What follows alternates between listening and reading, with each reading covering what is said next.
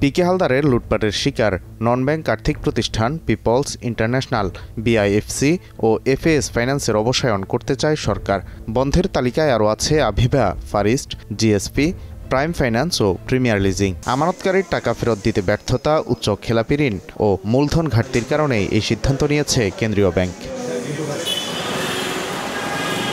কেন্দ্রীয় ব্যাংক সূত্র বলছে, আসছে জানুয়ারির শেষ সপ্তাহেই বন্ধ হচ্ছে এই 9 আর্থিক প্রতিষ্ঠান। একটি পেমেন্ট স্কিমের মাধ্যমে আমানতকারীদের টাকা ফেরত দেওয়া হবে। তবে কত টাকা দেওয়া হবে তা নিয়ে চূড়ান্ত সিদ্ধান্ত হয়নি।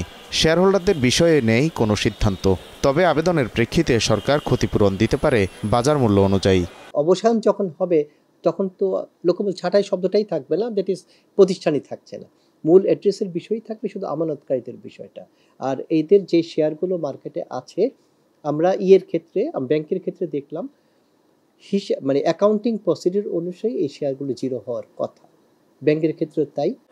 বিশেষজ্ঞরা বলছেন, বিপুল পরিমাণ খেলাপি ঋণ আর লুটপাটের কারণে এসব আর্থিক প্রতিষ্ঠান বন্ধ হলেও যাদের অনিয়মের কারণে এসব হয়েছে তাদের বিচারের আওতায় আনা হচ্ছে না। ফলে তৈরি হচ্ছে বিচারহীনতার সংস্কৃতি। সব ক্ষেত্রে আসলে ডিফল্টাররা বেনিফিটটা পাচ্ছে, তাই না? সেজন্য আমরা বলছিলাম যাদের জন্য এই ফাইন্যান্সিয়াল ইনস্টিটিউশনের এই দুরবস্থা, তাদেরকে ধরে ধরে আপনার শাস্তির আওতায় আনা উচিত। এবং এই কি বলে আপনার বিচারহীনতার সংস্কৃতি কিন্তু বাংলাদেশে এই ডিফল্ট প্রবলেমটাকে আরও অ্যাকিউট করেছে। ওইটা না করে যদি খালি আমি আশেপাশে ঘোরাঘুরি করি, অন্য সমস্ত সলিউশন নিয়ে কাজ করি, এর ফলে তো শুধুমাত্র ডিফল্টারে এনকারেজ হবে, সাধারণ মানুষ তো ক্ষতিগ্রস্ত হচ্ছেই।